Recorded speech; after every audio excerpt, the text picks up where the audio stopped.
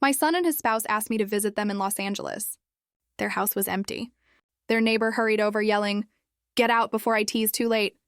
"These folks are awful," I asked. "What deeds did they do?" He unveiled the shocking truth to me. You ever have a moment, a single, devastating sentence, rip your world apart and force you to look at everything you thought you knew through utterly shattered eyes? Because that's what happened when my neighbor Larry whispered, "Run, your son and his wife. They're monsters." And when I asked him what he meant, the terrible truth that tumbled out nearly made my legs buckle. My own son. Could he really be a murderer? Just hours before, my entire life had felt like it was crumbling. The Henderson contract, $22 million in annual revenue, lay scattered across my mahogany desk like fallen leaves. 23 years I'd spent building Ramos Logistics, and now they were pulling out, effective immediately. My coffee had gone cold, a greasy film on top, as I stared at the cancellation notice, praying the numbers would magically change. I leaned back in my leather chair, feeling every one of my 67 years in my shoulders. The desert sun blazed through my office blinds, casting harsh lines across the financial reports. My jaw clenched as I calculated the damage. 3 employees would have to go, maybe 4. Then the phone's shrill ring sliced through the afternoon silence like a knife. I almost let it go to voicemail. The last thing I needed was more bad news. But the caller ID made me freeze. Milton. My son. 3 years. 3 long years since our last conversation. 3 years since he'd stormed out of this very office, shouting about my lack of faith in his dreams. I stared at the phone, my finger hovering, my heart a raw ache of old wounds. "Hello, Dad." His voice was softer than I remembered, uncertain. "I know we haven't talked in forever, and I know that's mostly my fault, but..." I waited. The Henderson contract suddenly seemed less important. "Flossie and I, we want to invite you over. We've missed you." Martha's photo smiled at me from the corner of my desk. She always said I was too stubborn, too hard on the boy. "When were you thinking? Maybe this Friday? We'll make a great dinner. I've been wanting to show you the house, and Flossie's become quite the cook." He paused again. "I owe you an apology, Dad, for how things ended between us." The fight came rushing back. Milton, at 35, asking for $50,000 to invest in some app that would revolutionize transportation. The look on his face when I'd said no, when I'd told him to get a real job instead of chasing fantasies. "You never believed in me," he'd shouted. "I believe in hard work, not get-rich-quick schemes," I'd retorted. The door had slammed so hard it rattled the windows. Martha's last photo had fallen off the wall that day. "I've missed you too, son." The words came out rougher than I intended. "I'll drive up Friday morning." "Really? That's wonderful. We live in Beverly Hills now. I'll text you the address. Beverly Hills." The boy had done well for himself, apparently. Maybe I'd been wrong about him after all. Maybe Martha's gentle voice had been right, as usual. After hanging up, I sat in the silence for a long moment. The Henderson contract still lay before me, but it felt smaller somehow, less devastating. Family trumped business every time. I walked to my bedroom and pulled out my good luggage, the set Martha and I used for our anniversary trips. From my jewelry box, I selected the Rolex I'd been saving for a special occasion. Milton had always admired it. For Flossie, I chose the diamond earrings Martha wore to our wedding. She'd want them to stay in the family. The drive would take about 6 hours if I left early. I folded clothes carefully into the overnight bag, my hands steadier than they'd been all week. Business problems could wait. My son was reaching out, and this time I wouldn't let pride get in the way. I carried my bags to the Cadillac, the '65 DeVille that had served me faithfully for decades. The leather seats were worn but comfortable, like an old friend. As I loaded the trunk, the Arizona sun painted the sky in brilliant oranges and reds. Tomorrow I'd see Milton again. Tomorrow we'd start rebuilding what we'd lost. I placed the last bag in the trunk and looked toward the horizon, where California waited beyond the desert. Friday morning arrived with desert clarity. I backed the Cadillac out of my driveway at 9 sharp, the engine purring with satisfaction. Phoenix spread behind me in the rearview mirror, a sprawling testament to dreams built in harsh places. The interstate stretched ahead like a promise. Route 10, West, had been my companion on dozens of business trips, but today felt different. Today I carried hope instead of obligation. I adjusted the rearview mirror and caught sight of my own eyes, bright with an anticipation I hadn't felt in months. The radio crackled to life as I merged into traffic. Eagles filled the cabin with Hotel California, and I found myself humming along, despite the irony. The air conditioning battled the climbing heat as Phoenix gave way to open desert. By 11, I was deep in Arizona's heart, where civilization thinned to gas stations and truck stops. The landscape stretched endlessly in shades of beige and brown, punctuated by the occasional Joshua tree reaching toward an impossibly blue sky. This stretch always made me think of Martha. She'd loved these drives, claimed the emptiness helped her think clearly. "All that space gives your soul room to breathe," she'd say, her hand resting on mine over the gear shift. A memory surfaced, unbidden. Milton at 12, bouncing in the backseat of this very Cadillac as we drove to Roosevelt Lake for a camping weekend. Martha had packed enough food for an army, convinced we'd starve 30 minutes from town. "Dad, when can I drive?" Milton had asked, leaning forward between our seats. "When you're tall enough to reach the pedals without sitting on a phone book," I'd laughed. "That's not fair. Tommy's dad lets him steer on their ranch." Tommy's dad has more land and fewer traffic laws to worry about. At the lake, I'd taught him to cast a line, his small hands gripping the rod with fierce determination. Martha had taken pictures of us holding up a base that was honestly too small to keep, but we'd posed like we'd landed Moby Dick. Later, she'd laughed until she cried, watching us try to cook dinner over our pitiful campfire.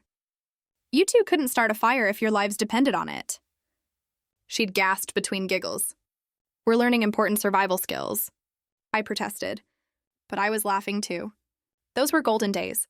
Before teenage rebellion, before college arguments, before the business fights that drove us apart. When had it all gotten so complicated? The gas gauge dropped steadily, and I pulled into a station in Quartzsite. The elderly cashier looked up from his newspaper as I entered, sweat beading on my forehead despite the air conditioning. "Visiting family in California?" he asked, ringing up my fuel purchase. "My son. Haven't seen him in years." His weathered face creased into a smile. "Families, they're everything. You're doing the right thing." The validation felt like cool water on sunburned skin. I walked back to the Cadillac with lighter steps.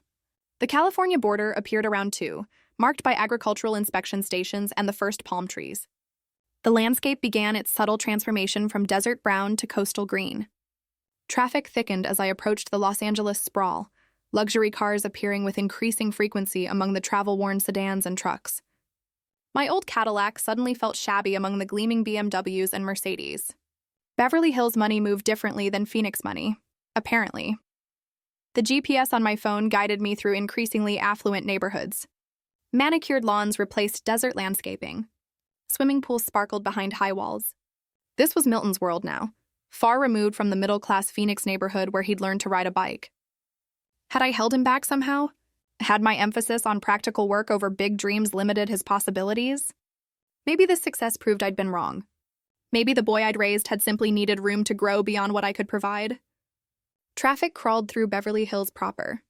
Rodeo Drive appeared and disappeared in my peripheral vision, a street I'd only seen in movies. My palms grew damp on the steering wheel despite the air conditioning. The GPS announced distances in hundreds of feet now instead of miles. In 1 mile, turn right on Palm Drive. My heart rate picked up. 3 years of silence were about to end. I checked my appearance in the rearview mirror, smoothing my gray hair and adjusting my collar. The gifts sat securely in the passenger seat, wrapped in the good paper Martha always insisted on saving for special occasions. In 500 feet, turn right on Palm Drive. The white modernist villa rose before me like something from an architecture magazine. Floor-to-ceiling windows reflected the afternoon sun, creating a mirror maze of light and shadow.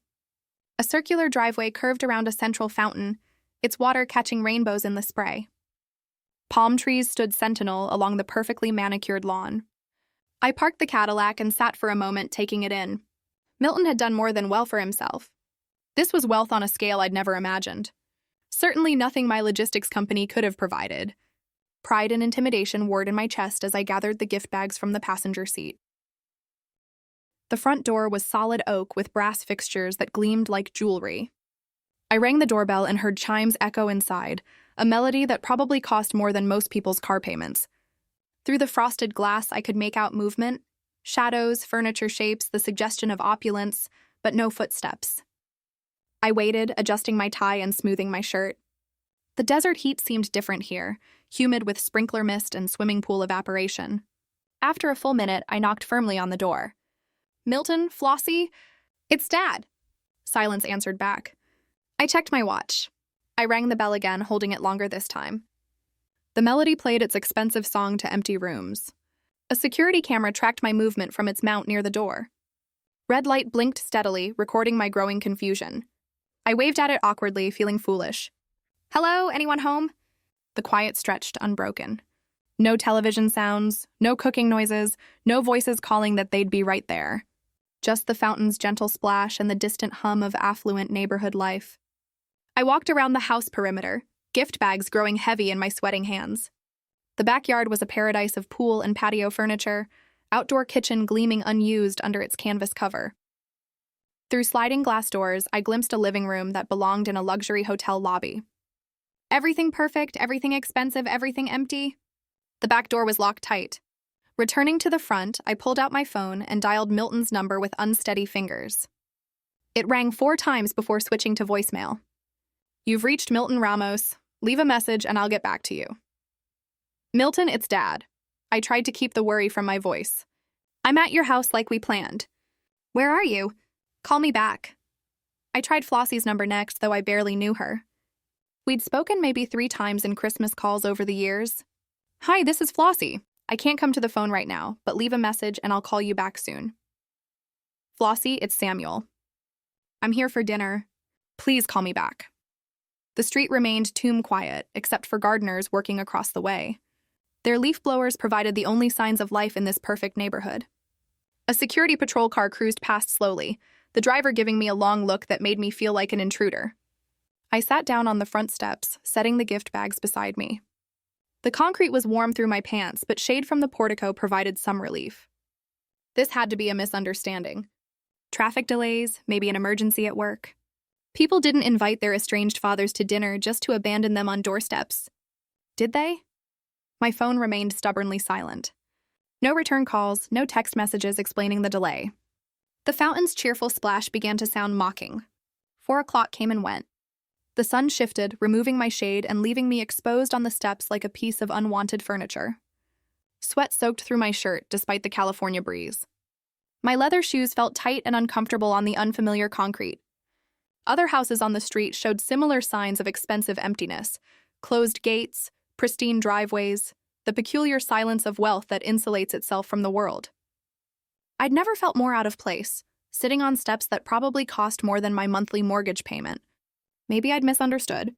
Maybe Milton had meant next Friday, not this Friday. Maybe my eagerness to reconcile had made me hear what I wanted to hear instead of what he'd actually said. But no, he'd specifically mentioned this Friday, and Flossie had sounded excited about the dinner plans. My heart began to sink toward familiar territory. The same disappointment I'd felt when Milton missed my 60th birthday. The same hollow ache from when he'd skipped Martha's funeral service. Patterns repeating themselves despite hopeful promises. I stood up slowly, knees protesting after the long sit. The gift bags felt heavier now, weighted with foolish optimism. Maybe it was time to accept that some bridges couldn't be rebuilt. That 3 years of silence had created a gap too wide for phone calls to cross. The Cadillac waited patiently in the driveway, faithful as always. I could drive home tonight, be back in Phoenix by midnight if I pushed it, return to my own problems, my own world, where I understood the rules and expectations. I was reaching for my car keys when I heard footsteps rushing toward me. "Wait, don't go in there!" The voice came from behind a perfectly manicured hedge. I spun around, nearly dropping the gift bags, as a thin man emerged carrying an electric hedge trimmer. His gray hair was disheveled, thick glasses sliding down his sweat-slick nose. "Excuse me?" I steadied myself against the Cadillac's hot metal. "I think you're confused." He glanced nervously toward Milton's house, then back at me. "Sir, you need to leave. Now. Those people are dangerous." The man looked to be in his early 50s, wearing a grass-stained polo shirt and dirty gardening gloves. His nervous energy made my skin crawl, but not as much as his words. "This is my son's house," I said firmly. "I think you've made a mistake." His face went pale. "Your son? Oh no. You're the father?" Ice ran down my spine despite the California heat. "What are you talking about? Who mentioned me?" He set down the hedge trimmer and stepped closer, lowering his voice to an urgent whisper. "Your son and his wife, they killed her father. Poisoned him." "That's impossible." The words came out louder than I intended. You must be mistaken. 5 million in inheritance? He died right after visiting them. Just like you're doing now. My legs felt unsteady. This is ridiculous. My son would never... He was healthy as a horse when he came here for dinner. A week later, he's dead. The man's hand shook as he spoke. I'm Larry, by the way. I live right there. He pointed to the house next door. I've been watching this place since it happened. People die of natural causes all the time, I protested. But my voice sounded weak, even to my own ears. Natural causes don't make you vomit in someone's driveway. Larry's eyes darted toward the security cameras mounted on Milton's house.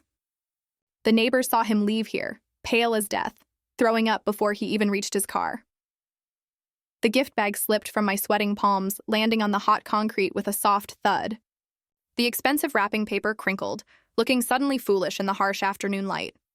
You're telling me my son is a murderer? The words felt foreign in my mouth. I'm telling you to leave before you become the next victim. Larry backed toward his hedge, clearly terrified of being overheard. That woman, Flossie, there's something cold about her. And your boy, he's changed since he married her. My heart hammered against my ribs. 3 years of estrangement suddenly took on a darker meaning. What if Milton had changed? What if the money troubles I'd refused to help with had driven him to something unthinkable? How do you know about the inheritance? I heard myself ask. Small neighborhood people talk. Her father was loaded, lived alone in Pasadena, a healthy 70-year-old who played golf twice a week. Larry's voice dropped even lower. One dinner with his new son-in-law and daughter. Boom. Dead within days. The business part of my brain, the part that had built a successful company through careful risk assessment, started cataloging details. Wealthy, older parent, recent marriage, sudden death after family visit. The pattern made terrible sense. But this was Milton, my son. The boy I taught to fish, who'd cried when his goldfish died, who'd once brought home a stray dog because he looked lonely. I have to warn you because I couldn't live with myself if I didn't, Larry continued. But I've said all I can say. That's all I can do. He grabbed his hedge trimmer and started backing toward his own property, casting fearful glances at the cameras tracking our conversation. Wait, I called after him. What about the police? What about them? Rich people die. Happens all the time. No investigation when there's no evidence. He paused at his gate. Just don't eat or drink anything they offer you, and don't stay the night.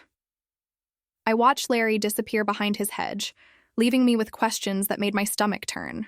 The driveway felt like a furnace under my feet. I paced back and forth beside the Cadillac, my mind racing faster than my heart. Larry had to be wrong.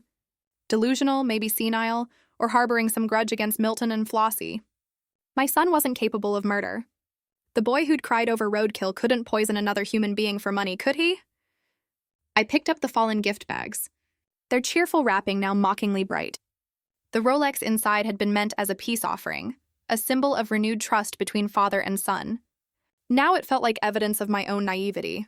3 years. 3 years of silence after our fight about money. What had happened to Milton in that time? Who had he become? The memory of our last argument crashed over me with new significance. His desperation when asking for $50,000. I need this investment, Dad. My future depends on it. The wild look in his eyes when I'd refused. You'll regret not believing in me. At the time, I dismissed it as the tantrum of a spoiled adult who'd never learned the value of hard work. Now those words carried a different weight. A threat maybe, rather than a prediction. I pulled out my phone and tried Milton's number again. Straight to voicemail. The mailbox is now full. Flossie's phone rang endlessly before clicking to the same cheerful recording I'd heard an hour ago. Where were they? If this dinner invitation was genuine, why weren't they answering their phones? Why had they left me sitting here for over 2 hours? The house loomed before me. Its white modernist facade, no longer impressive but imposing fortress-like. The security cameras seemed to track my every movement, red lights blinking like mechanical eyes. How many people had those cameras recorded in their final hours? Martha's voice echoed in my memory. You're too hard on the boy, Samuel. Milton has your ambition, but not your patience. Be careful not to push him too far away.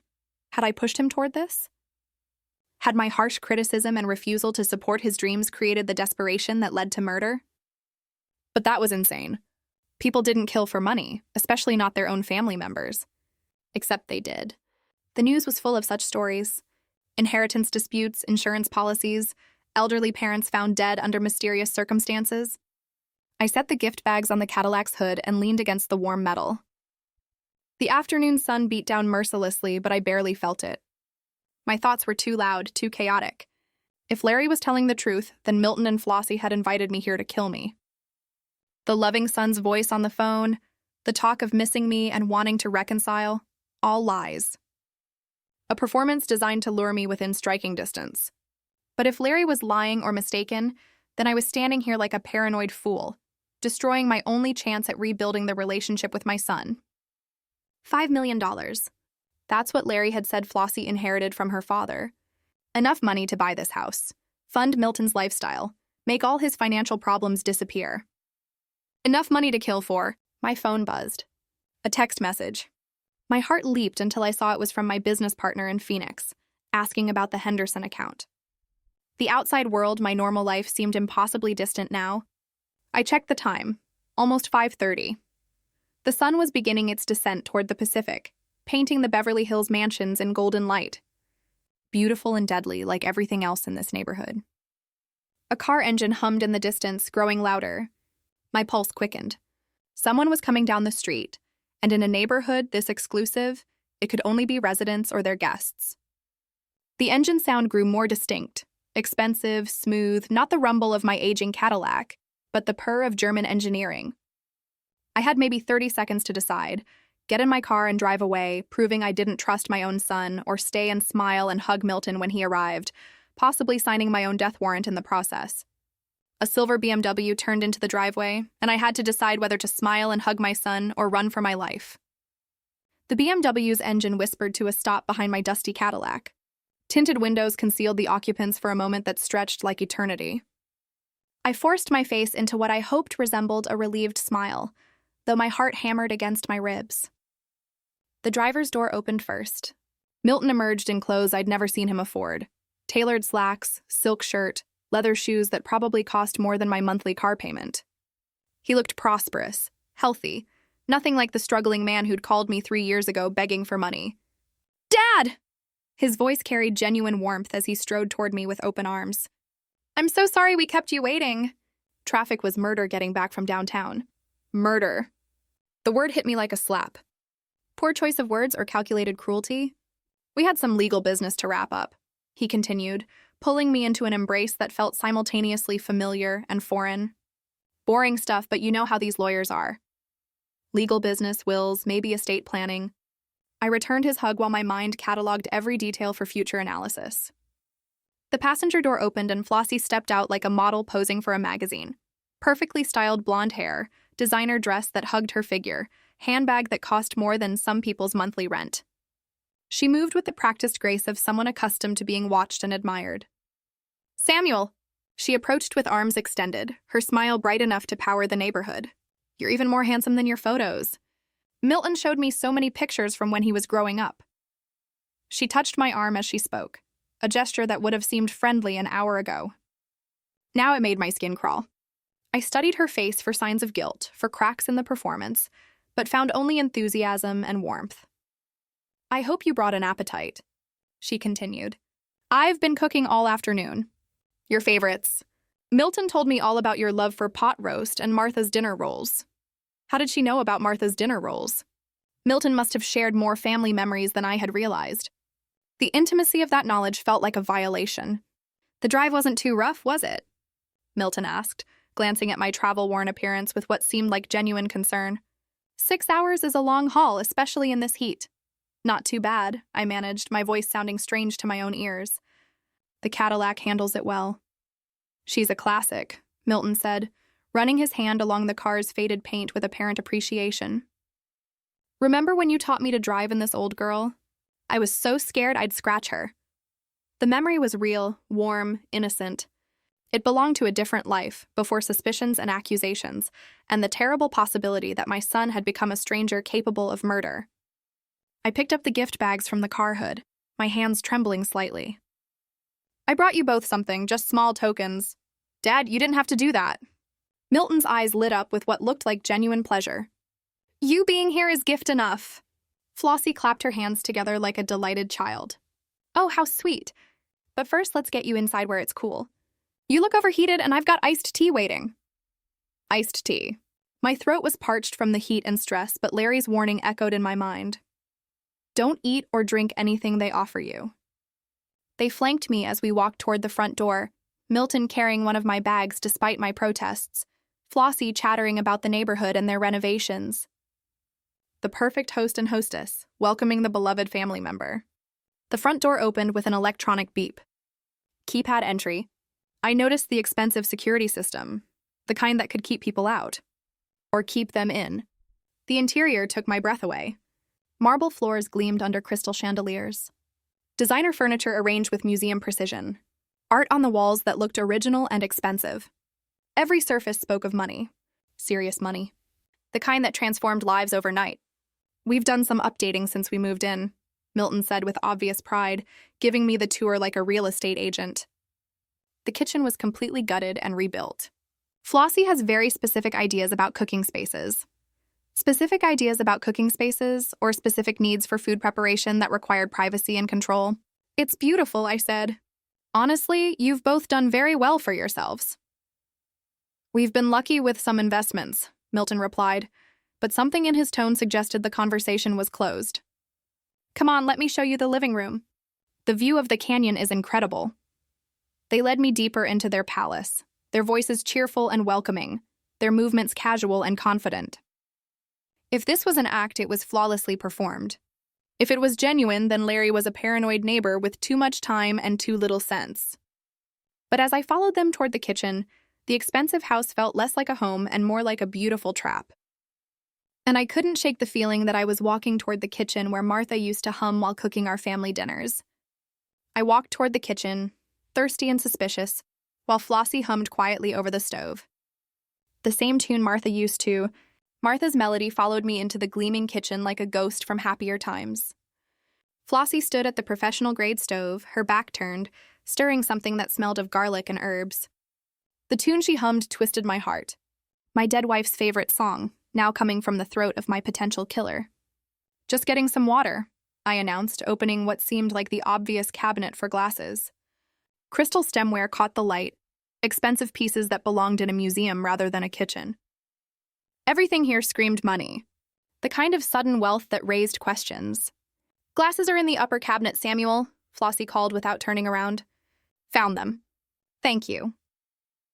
My hand reached for a simple water glass, but the cabinet door swung wider than intended. Behind the cleaning supplies, a small brown bottle caught my eye. My business instincts, honed by decades of risk assessment, immediately flagged it as wrong. Dish soap and window cleaner didn't require pharmaceutical containers. I glanced at Flossie, still busy at the stove, humming Martha's song like a mockery of family memories. The bottle felt cold in my palm. The label faced me clearly, as if fate wanted me to read every word. Potassium cyanide. Handle with extreme care. Warning symbols covered half the space. A skull and crossbones grinned up at me like death's business card. Time stopped. Larry had been right. They really were trying to kill me. My hands shook, nearly dropping the evidence. Every thriller movie I'd ever seen, every news story about family murders, suddenly became real and personal.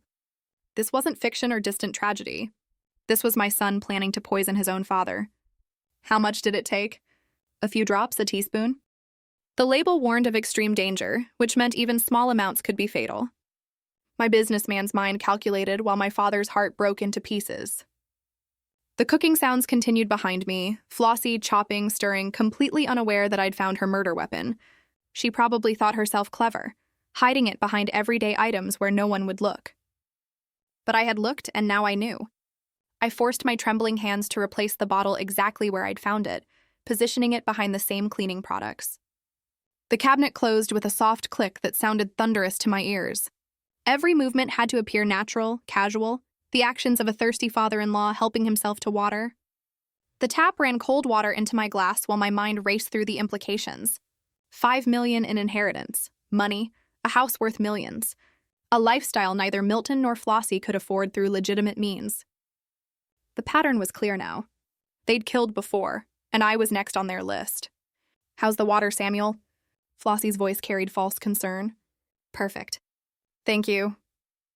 I turned from the sink, glass in hand, watching her move around the kitchen with new eyes. Every gesture now seemed calculated. Every smile hid murder. She'd killed her own father, and now she was helping my son plan my death. The irony burned. She was humming Martha's favorite song while preparing to send me to join my wife in the grave.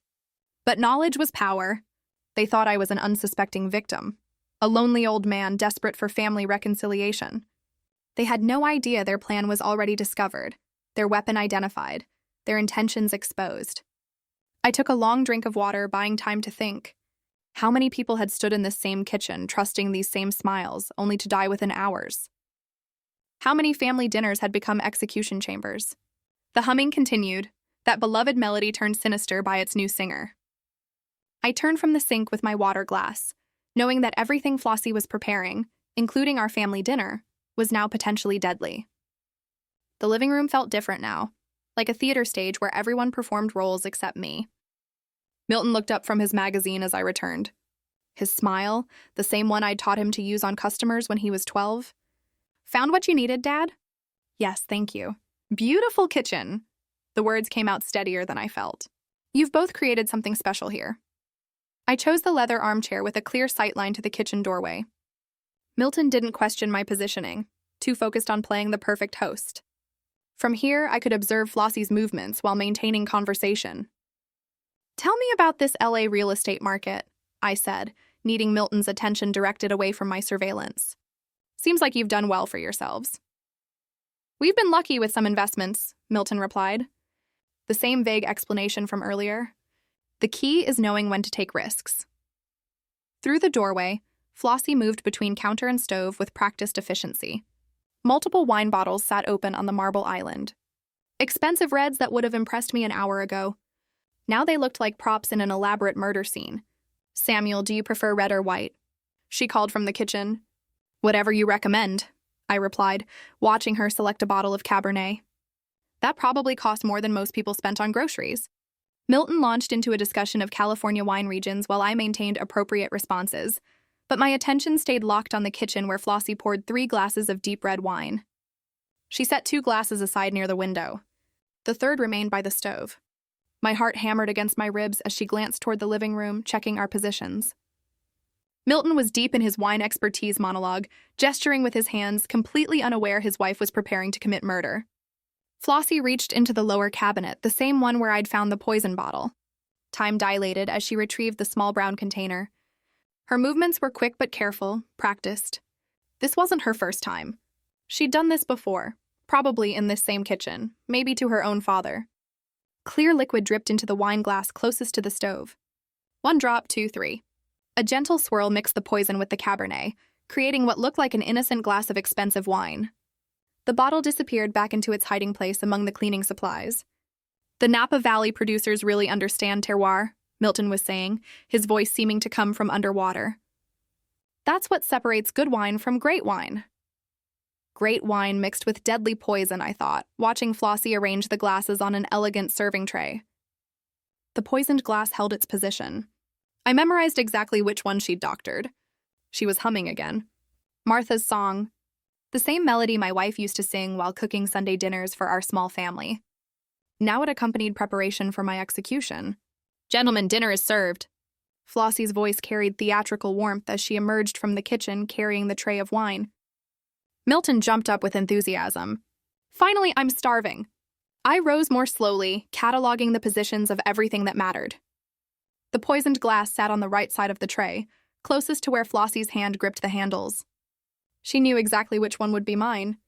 "This has been too long in coming," Milton said, his arm around my shoulders as we walked toward the dining room.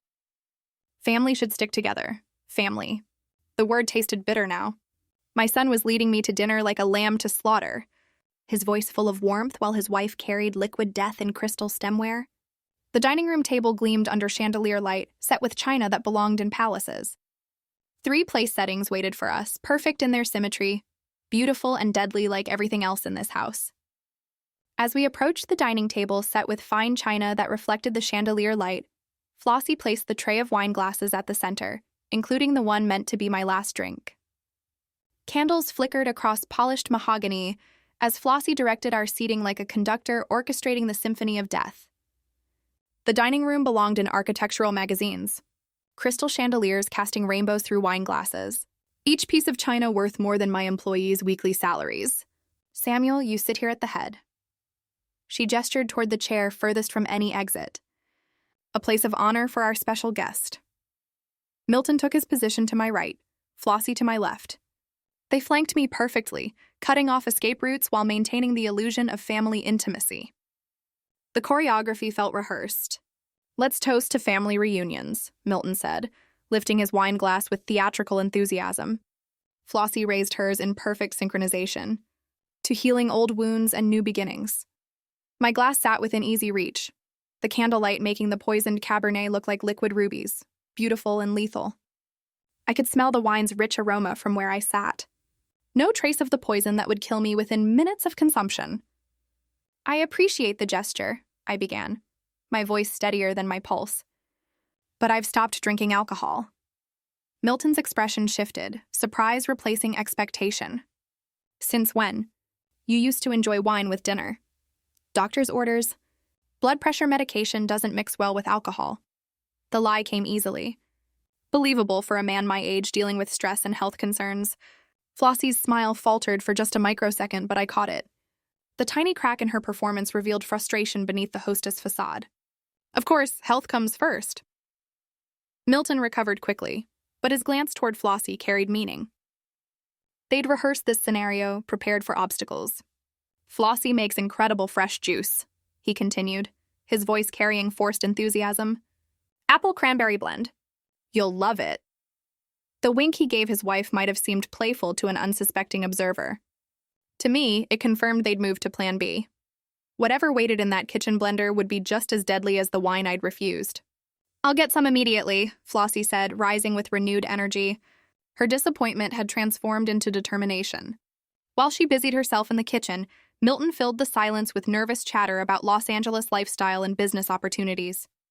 His pace had increased, words tumbling together as he checked his watch repeatedly. "We have exciting plans for tomorrow," he mentioned, and then caught himself. "I mean, we hope you'll consider staying longer. Maybe see more of the city." Plans that assumed I wouldn't survive the night. The blender whirred from the kitchen, running longer than necessary for simple juice preparation.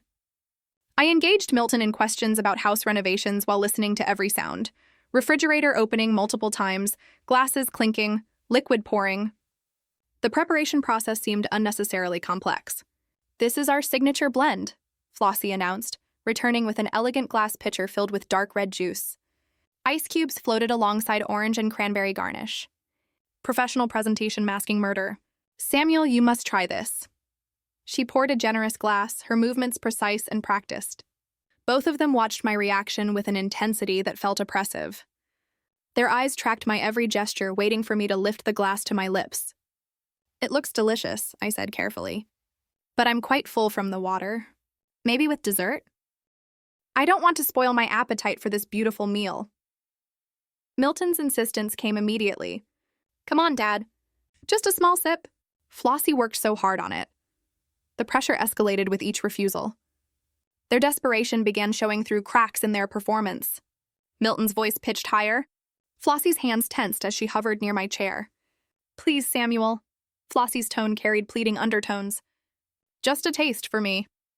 Her positioning felt predatory, ready to react if I continued resisting their hospitality.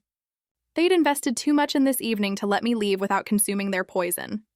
I pushed back from the table with what I hoped looked like satisfied contentment rather than strategic retreat. "Excuse me, I need to use the restroom before we continue this wonderful evening." As I stood, I saw Milton and Flossie exchange a look that confirmed what I already knew. They had no intention of letting me leave this house alive. The hallway stretched before me like a lifeline. Family photos lined the walls. Milton's graduation, wedding pictures, vacations to Europe. Images of happiness built on blood money. Now each step toward the bathroom felt measured, calculated. Too fast would signal panic. Too slow might test their patience. "Just need to freshen up before dessert," I called back, my voice carrying the right note of elderly politeness. The bathroom door closed behind me with a soft click, I turned the lock, the sound unnaturally loud in the small space. For the first time in hours, I was alone with my knowledge and my terror. My phone emerged from my pocket with trembling hands. Full signal strength. Thank goodness. I dialed 911 with the volume turned to its lowest setting, pressing the device close to my ear. 911, what's your emergency?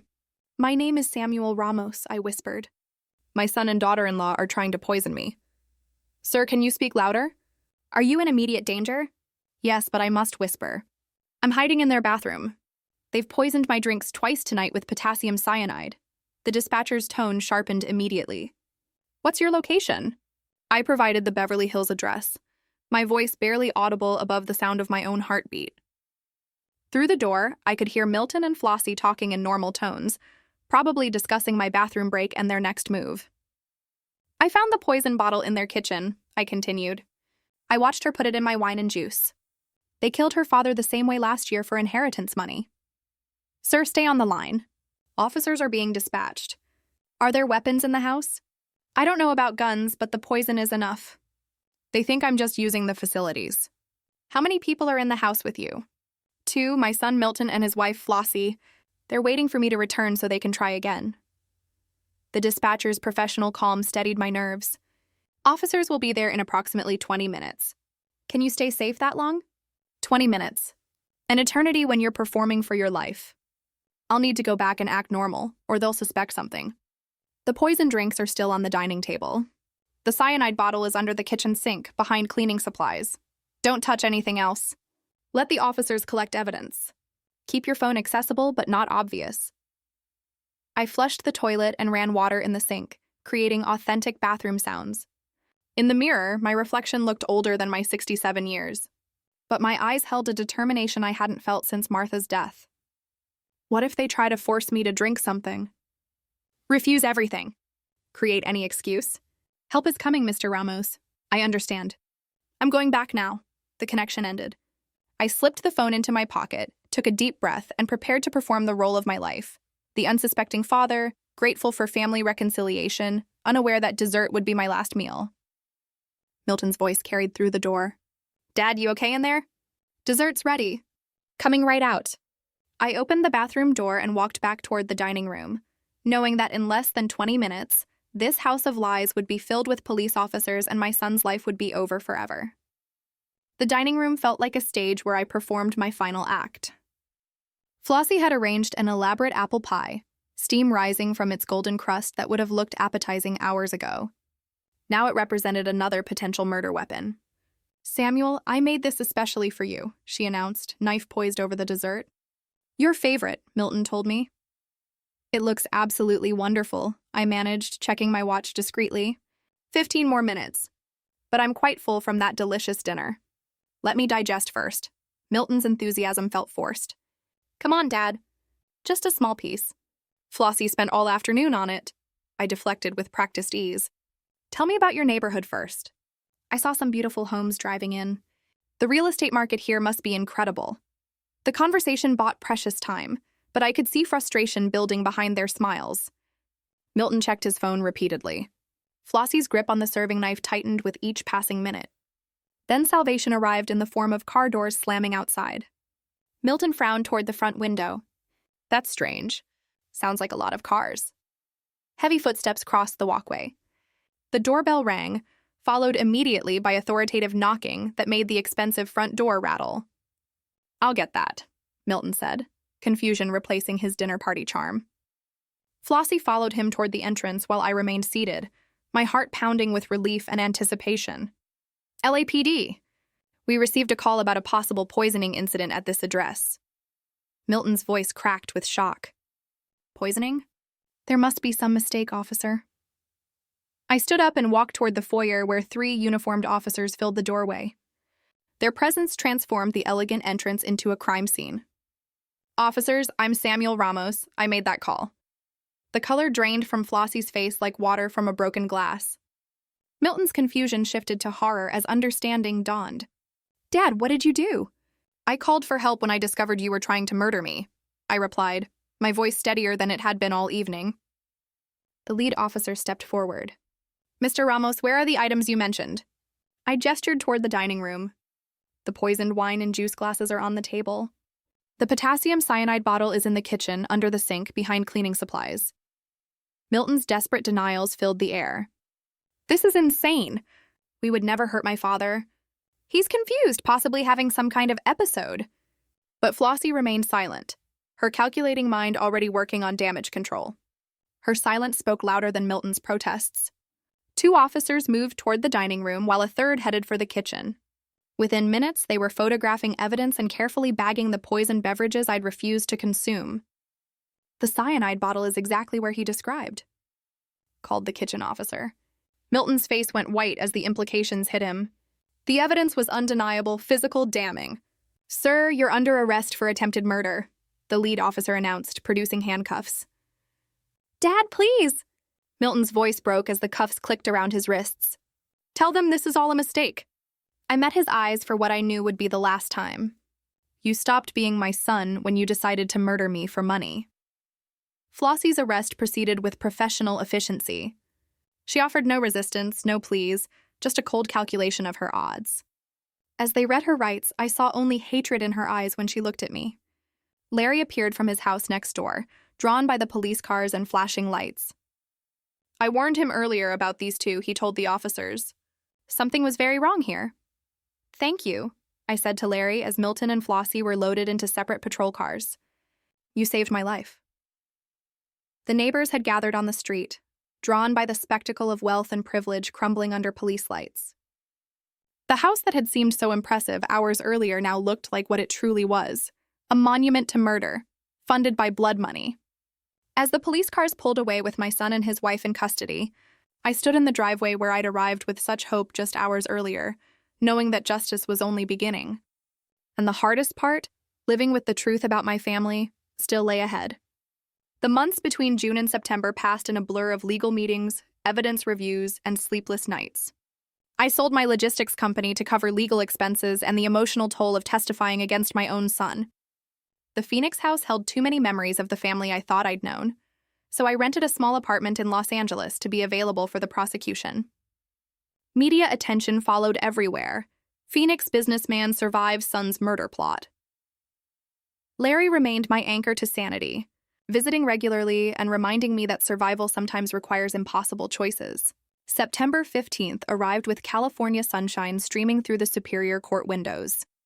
The courtroom's wood paneling and formal atmosphere couldn't diminish the surreal nature of watching my son and daughter-in-law. The case unfolded with methodical precision. The poison bottle, exhibited to the jury with its clear warning labels. Laboratory analysis confirming cyanide in both wine and juice glasses.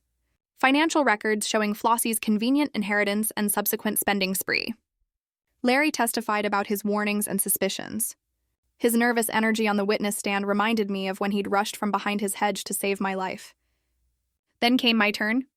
Mr. Ramos, please tell the court what happened on the evening of June 20th. I recounted the discovery in the kitchen cabinet, watching Flossie poison my drinks, the desperate bathroom phone call.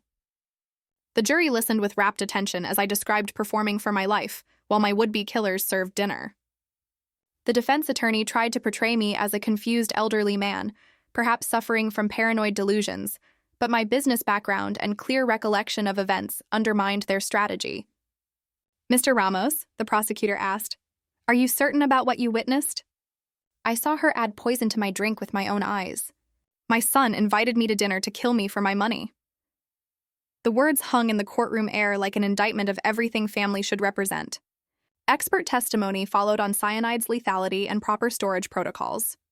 Financial forensics revealed the inheritance money timeline. Most damning, investigators had reopened the case of Flossie's father's death, finding suspicious similarities.